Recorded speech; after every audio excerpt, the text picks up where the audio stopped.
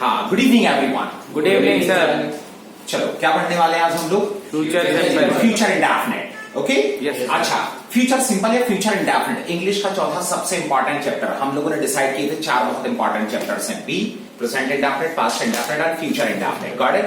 इन्हीं में से आज एक इंपॉर्टेंट चैप्टर हम लोग पढ़ने वाले हैं, फ्यूचर सिंपल या फ्यूचर इंडेफिनिट। राइट? क्या नाम है अपने चैप्टर का?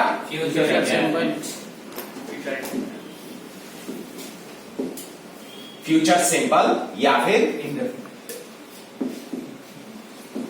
Future indefinite. राइट? एक ही बात है। अच्छा, वन थिंग, हम लोगों ने प्रेजेंट में क्या पढ़ा था? किसी काम को अपन करते हैं। पास्ट में क्या पढ़ा? हम लोगों ने पास्ट में किसी काम को किया। और फ्यूचर में हम लोग पढ़ेंगे कि हम लोग भविष्य में किसी काम को करेंगे। चैप्टर का नाम ही है फ्यूचर। बहुत इजी, स्कूल से पढ़ रहे हैं आप लोग। राइट? भविष्य में हम लोग किसी काम को करेंगे। मैं इंग्लिश बोलूंगा, मैं क्रिकेट खेलूंगा, मैं वहां जाऊंगा और वो यहाँ आएगा। अंडरस्टूड? आइडेंटिफिकेशन क्या होती है? करेगा, करेंगे, करेंगे। भविष्य में यदि कोई भी व्यक्ति किसी काम को करेगा, करेंगे या फिर करेगी तो उसको हम लोग किस में बनाएंगे? फ्यूचर सिंपल या फ्यूचर इंडेफिनिट। राइट? अच्छा, पहला फॉर्मूला क्या होता है? किसी काम को यदि हम लोग करेंगे तो अफर्मेटिव फॉर्मूला। ओके, किसी काम को करेंगे, first we have to use subject. सबसे पहले हम लोग सब्जेक्ट देखेंगे। सभी लोग जानते हैं आई, यू, वी, ही, शी, दे, इनको बोलते हैं subject. Correct? Then we have to use shall, will और will। हम लोग shall और will के बारे में पहले जान चुके हैं। shall और will, shall किसके साथ यूज होता है, will किसके साथ यूज होता है? ये जो shall और will है ना, ये पहचान होते हैं फ्यूचर की। फ्यूचर का नाम जब भी आएगा वहां पर हमें shall और will का यूज करना पड़ेगा। अंडरस्टूड? अभी अपन बात करते हैं कि इसके साथ क्या आएगा। Then first of the man verb, then object। Verb का फर्स्ट फॉर्म और फिर ऑब्जेक्ट। अच्छा, हम लोगों ने पहले समझा हुआ था कि shall का यूज होता है आई और वी के साथ। आई और वी के साथ में शैल का यूज करते हैं और बाकी सभी सब्जेक्ट्स के साथ आई और वी को छोड़ के बाकी जो सब्जेक्ट्स बच रहे हैं उनके साथ में अपन किसका यूज करते हैं? विल का यूज करते हैं। राइट? लेकिन आजकल थोड़ा सा चेंज हो गया। आजकल बोलने में और बात करने में सभी के साथ में हम लोग किसका यूज करते हैं? विल। क्यों? क्योंकि विल में किसी काम को करने का पक्का होता है, प्रॉमिस होता है, श्योरिटी होती है, निश्चितता होती है इसमें। ओके, किसी भी काम को करने का पक्का रहता है। इसलिए हम लोग बोलने में सभी के साथ मतलब चाहे आई हो या फिर वी हो या फिर कोई भी सब्जेक्ट हो, सबके साथ हम लोग किसका यूज करेंगे? Will. Understood? I will, you will, he will, she will, जो भी है सभी के साथ विल। मैं इंग्लिश बोलूंगा, आई विल स्पीक इंग्लिश। मैं क्रिकेट खेलूंगा, आई विल प्ले क्रिकेट। मैं न्यूज पेपर पढ़ूंगा, I will read news paper. Understood? बहुत सिंपल सी बात है। अच्छा, नेगेटिव फॉर्मूला कैसे बनाएंगे? किसी काम को नहीं करेंगे। मैं हिंदी नहीं बोलूंगा, मैं क्रिकेट नहीं खेलूंगा, मैं वहां नहीं जाऊंगा, वो यहां नहीं आएगा। तो नहीं के लिए हम लोग क्या करते हैं? नॉट यूज करते हैं। और not is always put at third place. Not हमेशा तीसरे स्थान पे लगाते हैं। तो पहले क्या जाएगा? First we have to use subject, then we have to use shall, will, then third place पे क्या लगा दिया? नॉट। बाकी क्या बचा? First of the mind then object. कुछ भी नहीं किया हम लोगों ने, सेम फॉर्मूला वही का सिर्फ थर्ड प्लेस पे नॉट लगा दिया है। अभी तक हम लोग बोले आई विल, आप बोलेंगे आई will not, you will not, he will not. है ना? मैं हिंदी नहीं बोलूंगा, आई विल नॉट स्पीक हिंदी। मैं क्रिकेट नहीं खेलूंगा, आई विल नॉट क्रिकेट। मैं न्यूज़पेपर नहीं पढ़ूंगा, आई will not read newspaper, I will not read newspaper. ठीक है, किसी काम को नहीं करेंगे। अच्छा, नेक्स्ट फॉर्मूला इंट्रोगेटिव, जिसमें हम लोग क्वेश्चंस पूछेंगे। क्या किसी काम को करेंगे? क्या आप इंग्लिश बोलोगे? क्या आप क्रिकेट खेलोगे? क्या आप वहां जाओगे? क्या आप यहां आओगे? शैल विल को हम लोग आगे कर देंगे और सब्जेक्ट को पीछे कर देंगे। सीक्वेंस बदलना है और कुछ भी नहीं करना है। शैल विल को उठा के आगे कर दो। First we have to use shall will, subject बाद में आ जाएगा। Then first of the main verb, then object, then question mark. क्या तुम इंग्लिश बोलोगे? तो हमें विल पहले बोलना पड़ेगा। Will you speak English? क्या तुम क्रिकेट खेलोगे? Will you play cricket? क्या तुम न्यूज़पेपर पढ़ोगे? Will you read newspaper? Understood? अच्छा, एक चीज और मैंने आप लोगों को बताई थी, WH words. Right? WH word जानते हो ना? व्हाट, वेयर, व्हेन, व्हाई, कब, कहां, क्यों, कैसे, ऐसे बहुत सारे WH वर्ड होते हैं। वो हमें सबसे आगे लगाने पड़ते हैं। बाकी फॉर्मूला एज इट इज रहेगा, सिर्फ WH वर्ड आगे लगा दो। आप इंग्लिश क्यों बोलोगे?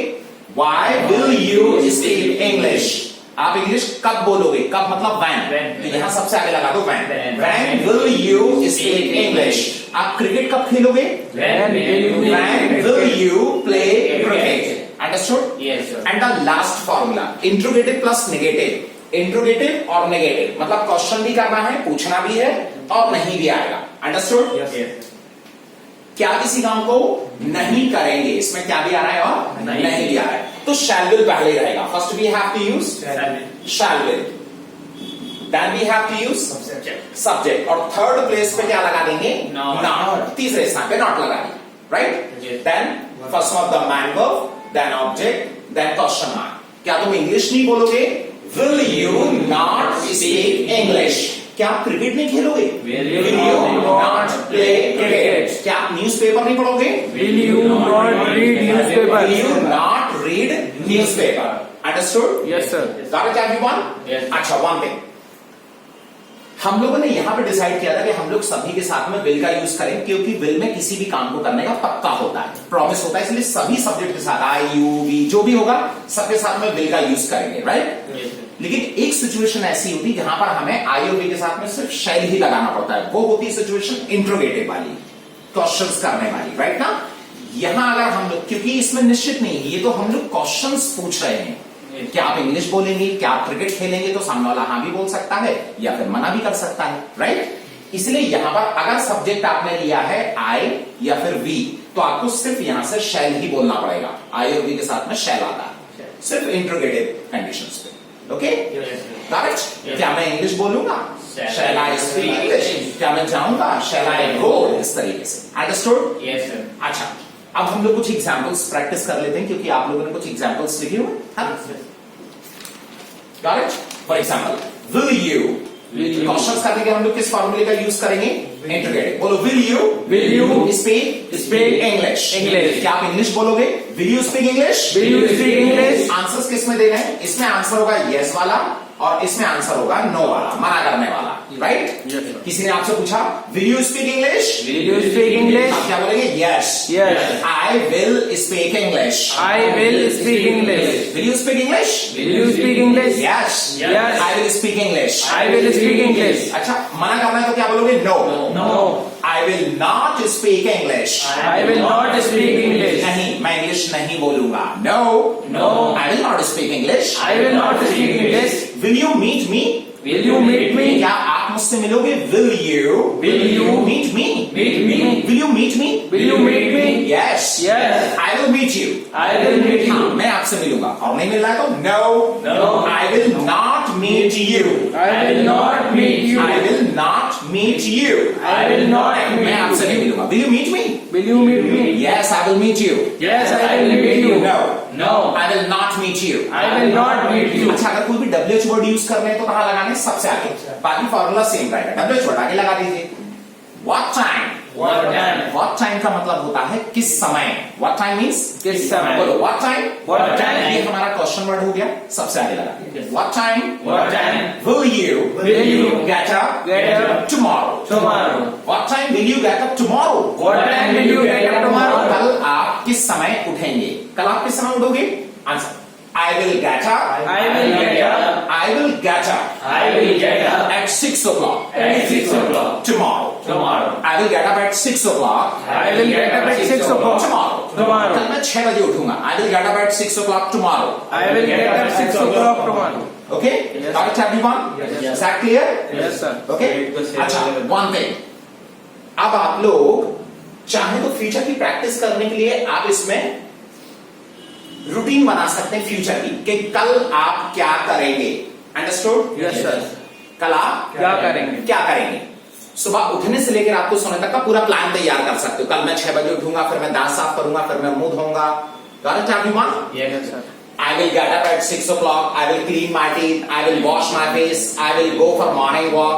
मैं 6 बजे उठूंगा, दांत साफ करूंगा, मुंह धोऊंगा, नहाऊंगा, तैयार होऊंगा, मॉर्निंग वॉक जो भी करना है आपको। Understood? Yes, sir. Everything.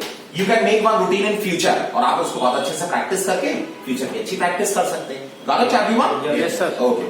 Thank you very much. Thank you, sir.